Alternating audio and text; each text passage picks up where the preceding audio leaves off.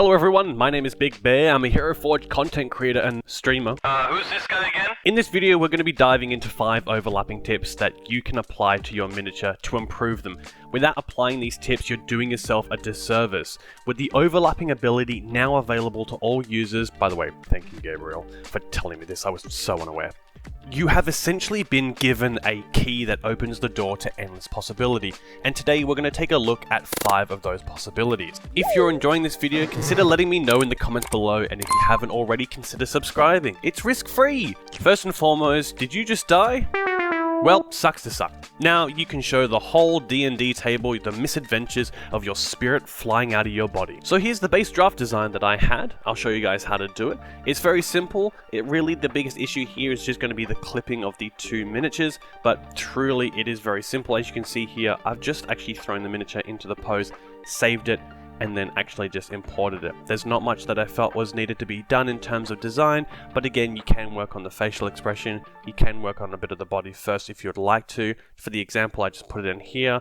Do watch out for the hand clipping in the ground. You'll find that's going to be your biggest issue, mainly because you can't actually move the hands. In this position, perhaps the way I did it may have been incorrect. Feel free to let me know down below if you guys found out a way to move the arms here, but the arms kind of stay in this open position, so I tried to have it so it at least looked like it wasn't going to be clipping with the base there. And then the second biggest issue I found is with the legs, mostly from the torso down.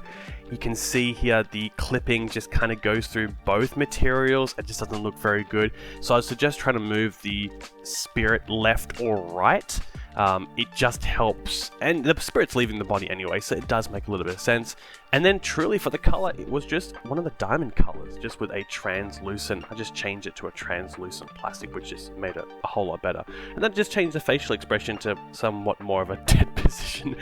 Next up is a small improvement that makes the world of difference once applied, and that's using horns to give new volume and shape to hairstyles. Now you can do this without the use of the overlapping miniatures, but you might run into some issues. Firstly, if you want to see the same horns on your head, you'll have to deal with the fact that moving one moves both. No sir, not in my house. We want to move those independently. Overlapping miniatures allows you to do this. Fact is, overlapping minis can net you 2 different hairstyles, but you'll need to play around with it. Not everything is going to work together. Moving on, let's check out the reason you are all here.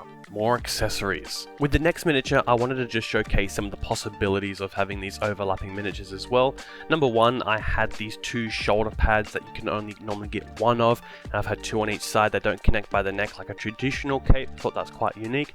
Number 2 was these fur on the sides of the shoulder pads. It's just a really cool small little addition that you can have. It really helps bolster the texture and the size of the individual as well. You can play around with this. Number 3, of course, as you can see as I'm working on now, is the undergarments. You can add more layers, more textures to the skirts or the additional clothing. It just makes sense to have more layers, of course, depending on your character. And the next here, again, I got the Shaolin almost samurai mask mixed with the headpiece to really give depth and a sort of a whole new layer to this headpiece as well, which I thought was quite nice. The eyes look a little bit more sunken in, looks a little bit more demonic in that sense. Continuing our journey, we arrive at unique weapon designs, because what's more D&D than showing everyone you've got the biggest, shiniest dick? Creating these custom weapons are going to take you a while. Flat out, not because it's difficult, but simply because you have a ton of variety. Now, as a disclaimer, you can of course do this with just using 1 miniature and then using multiple arms, or at least the secondary arm. But I find it super tedious to try and line up the arm and line up the hand. I find it's just a whole lot easier, funnily enough, to line up 2 bodies in one. And for me, it just felt a lot easier and worked a lot better.